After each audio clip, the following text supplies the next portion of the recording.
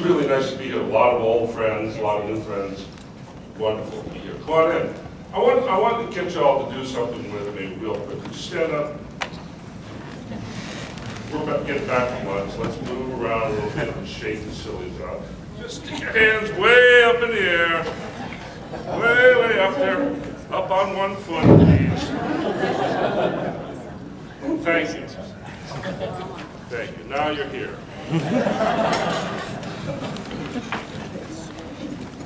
We're going to talk today about multi-generational recruiting and how that impacts employment brands and the play of diversity in that. And it's going to be a very sky-level talk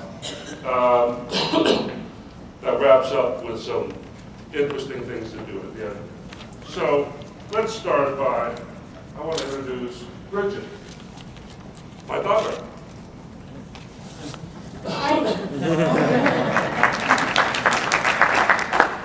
She actually has, besides the nepotism angle, she's got real qualifications for being here. Bridget has a degree in ethnic studies, which means that she spent a significant chunk of time studying how you move ideas across cultural boundaries and what that means.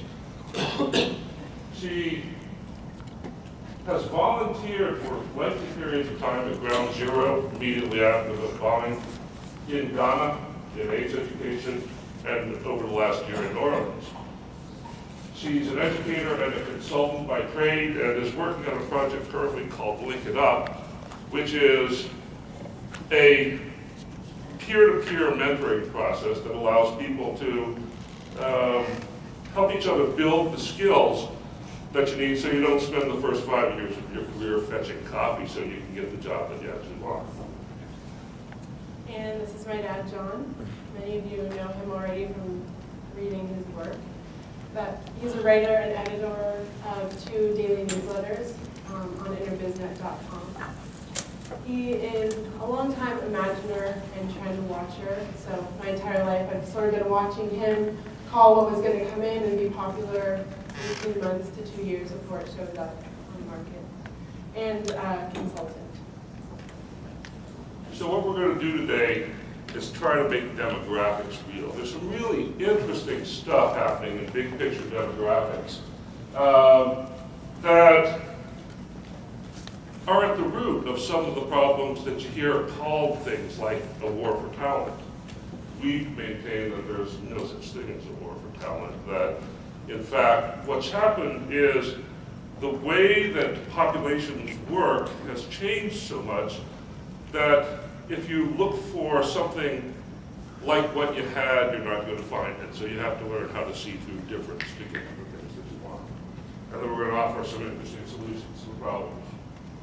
So here are the generations we're talking about. And you'll have noticed over the course of the last couple of days that there are lots of opinions about what you title these things.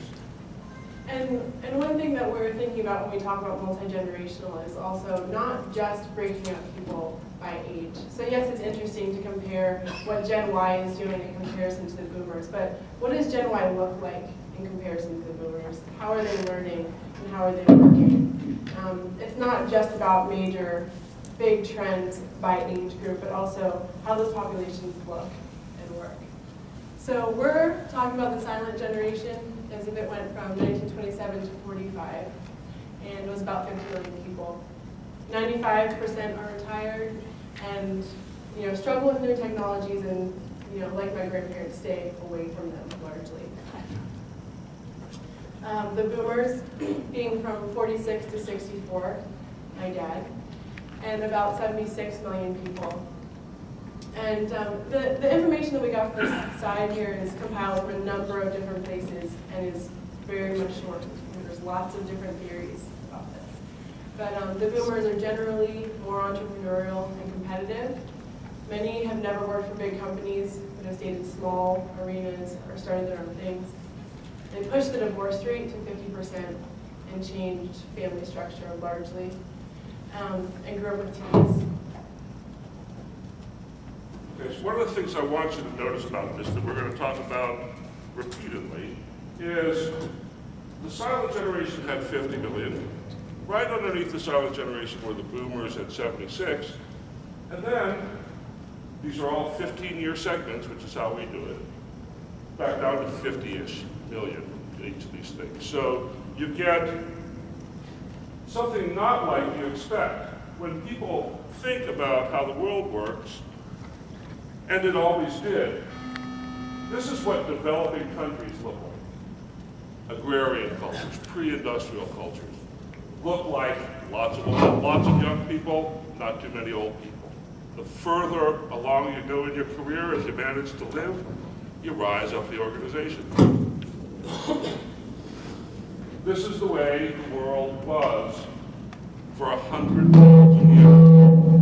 Whoa, thank you. Thank God's weighing in on this. This is the way it was. Population was a pyramid. Not too many old people, lots of young people. And this is the way it is everywhere in the world except the top 60 industrialized countries, which look like this. So what does that mean? That means if you think that, this is cool. If you think, like we've been trained to, I believe, come on, you remember the pyramid. Go back 2 more though, so we can talk. We gotta talk about the rest of the generations, so go back 2 more. You want to go talk about some generations? So we're going to go back 2? Yeah. So you don't know how to run it, John? I know. It's a generational thing. I can use a mouse much better than you. Yeah, okay, so we got this started. Okay, come on. Get it down. Say, oh. He's going to take it from you in a minute. Oh, yeah, but you have to mouse. Now the pressure's on. If I don't do it fast, I'm misrepresenting the Yes. generation. Yes. The difference between the generations. So really quickly, there's Gen X, 65 to 80, entrepreneurial, more technologically comfortable. Gen Y, 81 to 95 roughly. There's lots of debate about these years, obviously. And we start to see some interesting changes in noticing what people are talking about. In Gen Y, a third of the population considers themselves non-white. That's a huge shift from prior generations. Largest consumer group in US history in terms of dollars, technologically savvy. My pod, we're breaking up. Gen Y is often thought of as like around 80 to present. It's a real distorted view of what a generation is. And with 96 to 2010, the internet is really natural. It's a fact of life in the United States. As likely to socialize online as off. Multitasking, fast-paced, and it's the most networked generation that we've seen thus far. So let me just point out the difference. Where Bridget clearly is part of the Gen Y group, our youngest daughter, Kate, is very clearly my pod. Kate multitasks and communicates with 15 people simultaneously all the time. Bridget does it with like 4 or 5, and I'm lucky to be able to hold a conversation with one person. When I look down the generations, I see a lot of time wasted and a lot of stuff that doesn't look like work. When they look up, they wonder how somebody could put so much concentration into a single thing and wonder how that could possibly be productive. And it turns out that both views are targeted. So let me just go back. Go back again? Let's see if we can do it. Gotta start timing this. Oh, man. I'm so embarrassed. You're supposed to be a tech person. I know. I'm being shown up. This age pyramid thing is really, I don't know if I can begin to tell you how powerfully this affects the way that you think about the world. But you know, when I was little, there was, right, one grandma, a bunch of uncles, and then a huge bunch of cousins. And gosh, when I was little, it was 1950, and America was in the transition from developing country to developed country. Now, today, there's grandma and grandpa, and the aunts and uncles, and the kids, and it's the same number, all the way down. That means that when you're looking for people in the workforce, you can't find this anymore. There's no cannon fodder at the bottom of the pyramid. The cannon fodder may in fact be at the top of the pyramid. So, how does this happen? Women get smart when they go to college and discover that reproducing isn't the key to a solid economic future if you don't live on a farm. And the birth rate is directly correlated to the educational attainment of women across the top 50 countries. So what happens is you get families of two. And you can see it happening in places like Pakistan. Pakistan is a developing country, and the blue pyramid is the population of Pakistan today and its distribution, and the light blue bars around it are the projected population of Pakistan 50 years from now. So what happens over that 50-year period that it takes to move from being a developing country to becoming a developed country is birth rates contract, and you end up with the stacked view of population rather than the pyramid view of population. What do you draw from this? Well, a thing to really think about is maybe the world isn't flattening, but instead what's happening is the pyramid is disappearing.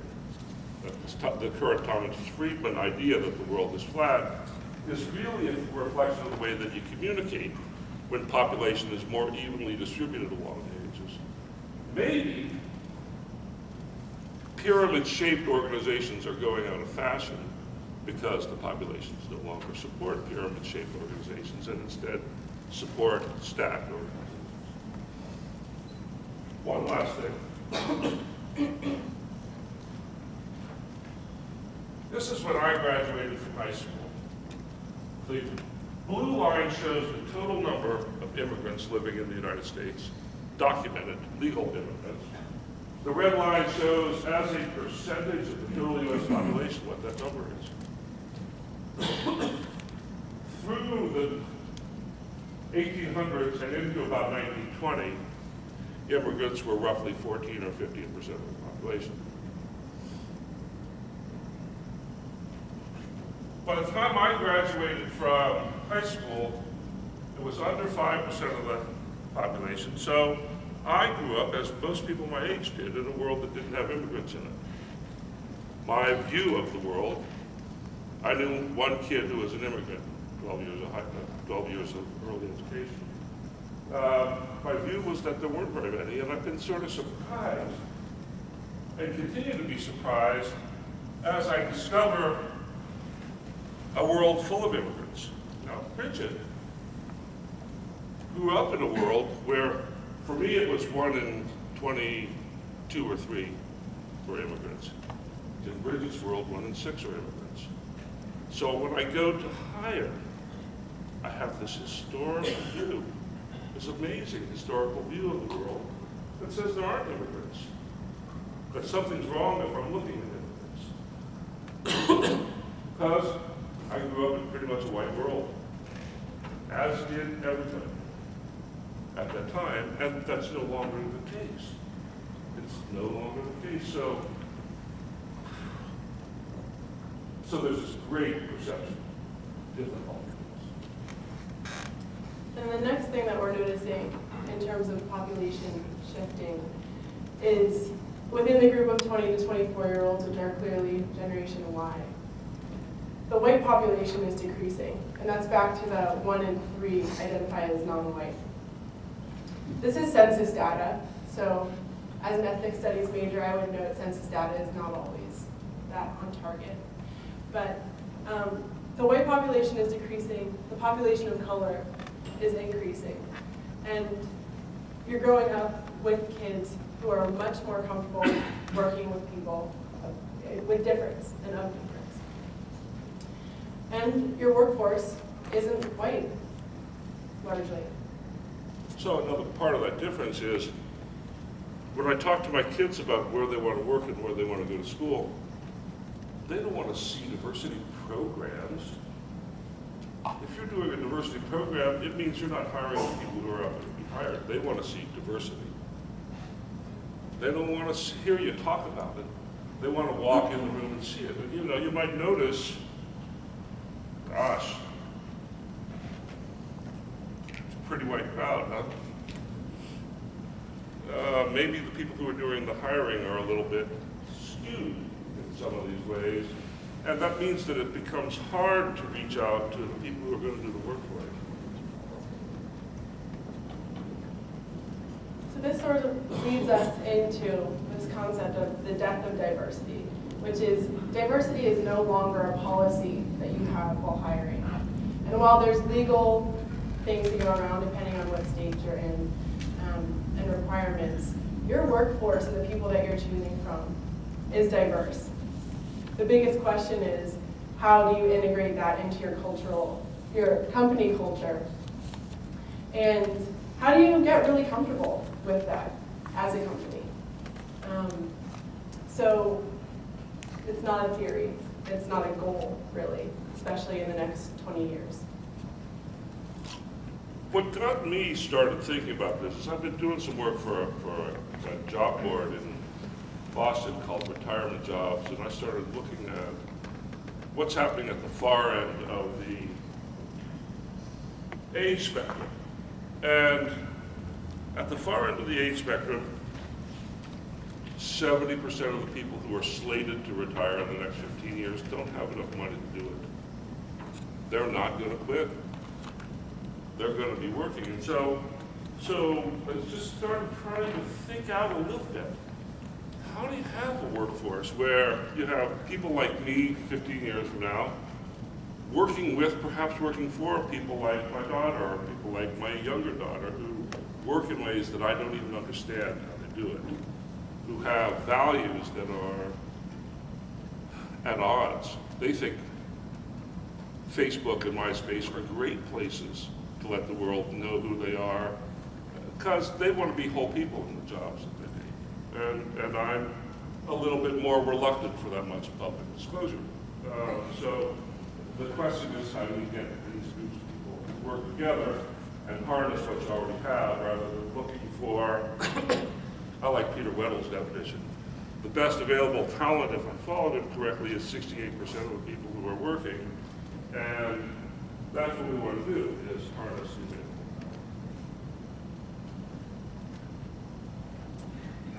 available. So to kind of highlight some of the problems that come in when you have an age-diverse workforce is you're dealing with a lot of stereotypes. And I get to show you how fast I go back. So for me, I think of the silent generation, I think of my grandparents, which are just too old to be working. My grandfather is working and he shouldn't be. And that's my dad, and those guys are my mentors. And then the boomer generation, my parents, hardworking, have their minds made up, not going to penetrate too deep with new radical ideas. But there is that old hippie in some of them. And if you phrase it the right way, you might be able to finesse something interesting into their heads. All the really flexible people I know are baby boomers.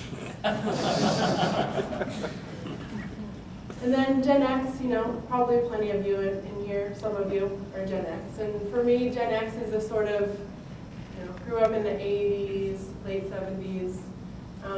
We're political one time. .com caught you or something, now you're maybe on the side of the yuppie. I sort of didn't notice Gen X. I think that's true of a lot of boomers. It's sort of, oh, those kids have jobs now? Then Gen Y, what I see amongst my peer group, is social change oriented, growing up in a world where 9/11 is a reality, war is a reality. There's a want to change things. technologically comfortable. And because we're the children of boomers, and the success that the boomers had financially, we have a really hard time maintaining the amount of money we need to live and create the lifestyle we were raised in. Why do you have to have all those piercings? You know, for me, Gen Y, it looks like it's refreshing in a lot of ways. This steadfast refusal to embrace hypocrisy. You know, where we had this great conversation over lunch about whether or not you should post the intimate details of your life to Facebook. I make the case, which is one, that a company that says you shouldn't post your details to Facebook because we don't want to hire you if you behave like that is doing the old Bill Clinton don't ask, don't tell sort of policy. We want you to tell us that you're not smoking dope and that you're not drinking on the weekends. And please don't give us any evidence of that on Facebook. I think the kids, correct me if I'm wrong, since you represent all people of this age, would say that being able to be a whole person in the place that you work is vastly more important than any specific job that you could get. And for many people, this may be hard to believe because compensation is certainly important. Being a whole person with your political beliefs, bringing your network with you is more important than money. And then with the MyPod generation, multitasking, I have conversations with my sister that exist of, hi, how are you, good, leave me alone. Very fast, very brief, not too in detail. And she's communicating while with me having that conversation with her phone, texting, you know, God knows how many boys. So the way that I see that communications process, I think is really a useful way to look at it. Does everybody know a MyPodder who communicates with 15 or 20 people simultaneously? Pretty much. So I think they're using basic internet communications processes. If you look at each individual message that's going down those 15 simultaneous pipes, it consists of, hi, how are you, I'm okay. Which is exactly what a packet does when you send a piece of email off to somebody else. It decomposes into a packet, there's 2 little characters in it, there's an address, and there's a way to check to see that everything's okay. So these kids are practicing keeping the network open, and when it's time to actually do something, it comes on like a torrent. Me, I can only do one at a time, maybe 2, and it's always on like a torrent. So there's kind of an interesting surge capacity that you get in the communication style of the MyPod generation that's very, very effective at getting a lot of work done in a very small space.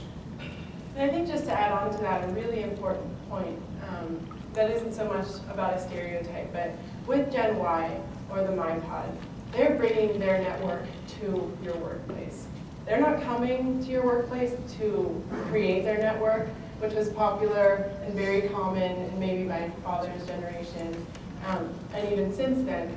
They want to build their network, but they've got everybody that they've met since the time they entered school, if not before. So they're coming with a huge group of people, a huge support structure, and potentially a huge group of people for you to network if you know how to support the way that they communicate and find it valuable. So you've heard these stories about the parents who come in to find out why the kid didn't get the job. I mean, everybody in here has heard these stories. Don't laugh so hard. Because when you hire somebody out of both made into Gen Y and the iPod crowd, you have to pass the test of their entire network. And that business about the parents showing up is just the surfacing of the fact that if Kate's best friend doesn't think you're worth working for, Kate's probably not going to take the job. And she'll know instantly. So your employment brand has to reach out to the people that you want to hire and to their networks and the rest of it, this talk about big and millions of traffic, you don't need that. But you do need to know who you're trying to hire and what their networks look like. And you need to be able to offer them the same sort of transparency that they're offering you. With your ability to go and look, Google someone's name and find out what a 23-year-old is doing and has done in the past 5 years, they need to be able to go to your website and get the real deal. They don't need to wait to walk into your interview and ask you what it's like to work there. You're selling them a job. They need to know what it's like for Joe to work at the front desk, what the community camaraderie is like, what the politics are actually like, and what you're really offering them. I think Peter said it well earlier, the opportunities they're going to have, the educational benefits they're going to have, and socially. This is a really social group of people and a really social group of workers, which is to your benefit. But you've got to be real about what they're walking into, or they won't come. So let me just bullet through this really quickly. The problem that we're trying to buckshot you towards is that there's an embedded hiring bias that we all have, which is sort of the way things have always been. And the reality and the stereotypes are at odds with each other. Part of the solution is going to be making the workforce age-friendly on both ends of the spectrum. Age-friendly to flexibly employed 65-year-olds, age-friendly to flexibly employed 20-year-olds. And this is what you do when you are busy trying to utilize the resources that you have rather than dreaming about where you're going to win a war for the best talent. That's okay. Okay, you can play that, but you can also build teams and harness human capital. And harnessing human capital is about taking the people that you have in the way that they come to you and making the work more productive with them. So some of the many sort of ideas and solutions that we've come up with in our conversations over the past few months is this idea of mentorship. And it's really important on both ends, mentorship and reverse mentorship. So if you've got a young workforce coming in, they're getting paired with an older person in their workforce, and they're talking about the technologies they use. The younger people are getting the guidance that they desire when they walk into a new job, and the older people are getting schooled on what they better be up with and what kind of technologies they should be comfortable with, and how we talk, how we organize. We're going to use Deloitte as a good example for a couple of these things. In Deloitte, they have a very active reverse mentorship program because they get the demographics. You know, Deloitte is like most big consulting firms, and they've made their living over the last 50 years burning through young people. Right? That's what they do. Everybody does it. There are not so many young people, and they're not so interested in going there, so they're having to figure out how to engage the back end of the workforce in the process. They're trying to figure out how to engage older people in that process. And they're using reverse mentoring highly successfully. There's a very active reverse mentoring program in Deloitte that pairs a young hotshot with an older person, and it's the older person's job to pick up the communication styles and techniques of the younger person. Collaborative communication, Lloyd also does this. You know, transparency is at the heart of a lot of the changes that are going to come to the workplace. And so, wikis, does everybody know what a wiki is? Not even close. So I'm not so technical. A wiki is a collaborative document. Everybody, you must have heard of Wikipedia, which is the big implementation of a wiki. It's a collaboratively edited resource in a certain area. So Wikipedia is now the largest encyclopedia, and I use it all the time to figure out stuff. It's got hundreds of thousands of articles authored by people who have an interest in the subject. It's based on a software tool called a wiki, which is just a collaborative document that people gather together. Companies are starting to use wikis to have various kinds of access to information for their employee groups. So rather than an online policy manual or a FAQ of some kind, people who actually use the services in the benefits package, people who actually have experience with the recruiting side, people who actually know how to do something over in production, or people who have noticed negative information about the company somewhere out online, bring it all into the wiki so that it can be consumed and digested by the people who work there and the people who like it. And the biggest strength of something like a wiki is that, for the most part, although not entirely perfectly, it eliminates the hierarchy of knowledge dissemination. So people from the bottom and people from the top are all able to contribute. And yes, you have editors and you make sure that things are spelled right. But it allows for everyone to have equal voice, which is really important when trying to match very different populations. It really helps, I'm sure everybody in here has always had the little bit of puzzle that I do when you hear about branding, because branding is such a localized thing. There are very few companies that really have big, solid, discrete brands. Most companies have a brand that's sort of like the engineering department and a brand that's sort of like the print shop. And there's nuance all over the place, and it turns out that what your company is depends exactly on where you're looking at it from. A wiki allows you to perpetuate that kind of view in a managed way. And it also allows for detailed, complex information quickly, which, as you've grown up with the internet more, you're used to being able to go online and find out what you want to find out immediately. You don't want to have to ask your boss who's got to ask somebody else to clarify a benefit. You don't want to have to ask around and have people talk about it and then feed you back an answer. You want the answer like that in between some other work project that you're doing.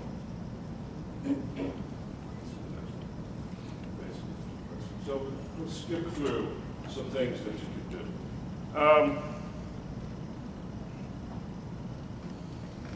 Besides the idea that pyramids turn into phone poles, which I hope you remember, I hope you take away from this the idea that transparency is coming to your company really soon, and it's transparency like you wouldn't believe.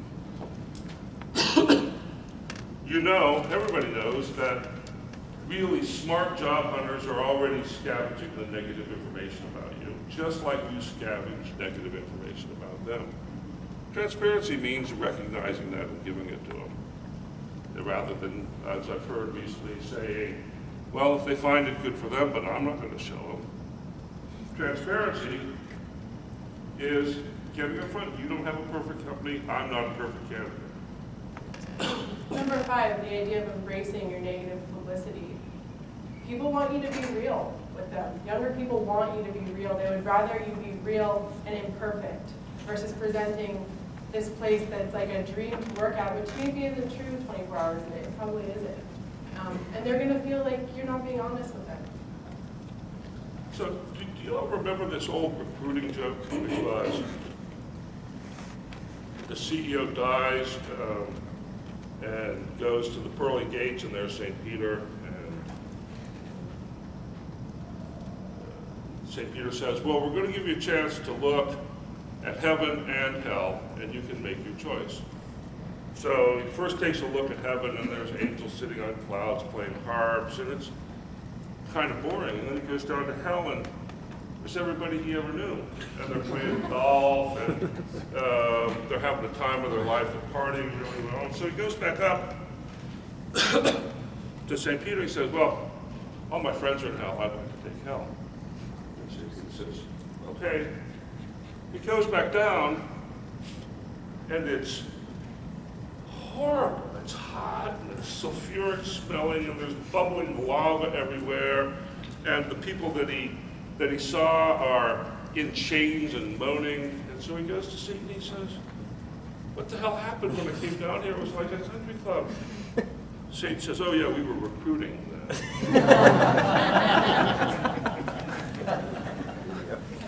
It may not be possible to do that so much anymore. It's part of this message. Another piece that we haven't really talked about so much is that with a networked generation entering your workforce, they want to enter a real community. So So while they're bringing their community with them, they also want a sense of belonging in their workplace. So having small group community development, whether it's over a meal or an outside event, is going to be really important to retaining the candidates that you finally choose. So I'm going to give you one more, and we'll get this out to you. We'll be on the Interbiznet website this afternoon. But the last thing that's really interesting is what we're hearing over and over again now is that if you want to attract something, you use the same thing to attract it. This came out of retail as retail started to figure out how to use older people, which they had never thought of before. They found that sales were better when older people served older people. If you want to be effective at attracting younger folks, use other folks. If you want to be effective at attracting green people, for God's sakes, get green people involved in your process of attracting them. Like gets like. So let's wrap and say, any questions? Going once. Yes. I just have a comment to make on the embracing negative publicity. As an external recruiter or staffing agency, this is one of the biggest things that's hurt us when we take a job order to find out within 2 or 3 days that people are out there online finding out negative things about the client. So what we have embraced our clients with is, hey, tell us what we're going to hear in a day or two. Don't let us get blindsided by it, and then we can create a spin around it so that I'm telling the candidate before he ever sees it online what my story is as to why that thing happened or why they got bought out or whatever the negative publicity is. You can create a spin for it before the candidate approaches you with it. There isn't a company that has an employment brand worth speaking of that doesn't have vocal detractors. Just that's the nature of the net these days. And you're right, being upfront gives you the opportunity to do something about it. Just as a follow-up to that embracing negative publicity, because I think that's huge. With McDonald's and some of the common misperceptions about our brand. In the UK, they've done some work around the whole concept of a McJob. In the States, it's not as big a deal. You don't hear the term McJob used as much, but you did when it came out in the encyclopedia a few years ago. But I guess in the UK, this is something the media uses a lot. They talk about McJobs, headlines, etc.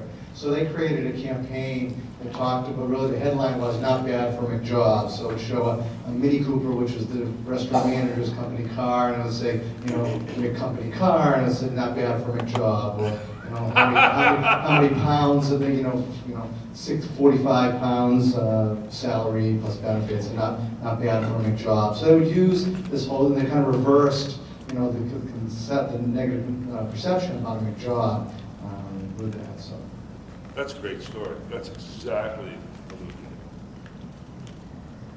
I just have one quick question for you, actually. It had to do with that chart that you have with her perceptions of Gen X and your perceptions of Gen X. And you made that comment about who, right. And they got the loudest laugh here. Of course it did. Well, maybe it's not so funny. It isn't. Because I have a friend that's just my age in Gen X con, and he's been living in Prague for the past 6 months. And you know what? He called me last week on Skype and said he's probably never coming back. And you want to know why? It's because he said he's been getting more meaningful work and more responsibility overseas in that role than he's ever been given here in an American company. And so while there was a laughter there, is it because of uncomfortable? She sees us as technically savvy and ability to lead. Are we not? Allocating. This is bigger than you, of course. But where do we go with that? Well, I think there's an expectation shift happening that happens when you go from pyramid to stack. When you're in a stack like that, I'm not sure how you grow the economy if you don't grow the population. I don't know how you do that. So what I imagine as one possibility is, God, I'll probably get glued out for this one, increasingly British-like careers, where you get in place and wait for the guy in front of you to die. Right? And I think that's probably happening now. I was lucky enough to be on the top of that pile, so I don't have to bear with it. But I think that that may be the lot of being in Gen X is exactly who. And then as I pass out somewhere, if I do, you know, and that's the big question right now, is the boomers didn't save. So they don't have the money to retire. So they're not leaving their job. Unless you pry them out or shoot them out. And if you'll see some promotion by poisoning. But I think you also bring up another interesting point in terms of the who people are leaving. That's not a trend that's going to go down in the generations to come. They're going to be looking for work that's meaningful. You know, in stuff that we were looking at research, the idea of what kind of boss they wanted, you know, younger people want peers. They want people they can work with and they can collaborate with. If you're not offering it to them, they will go somewhere else and they'll do it themselves.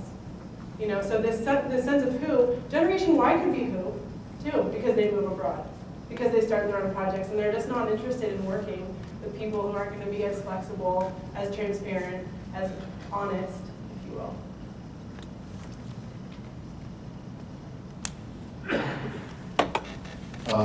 I have a bit of a challenge for that lead with like, gets Okay. like. You have a very sophisticated market out here, especially empowered with the technology and connectivity we have. Recently finished an MBA in, you know, Black MBA Association. It's very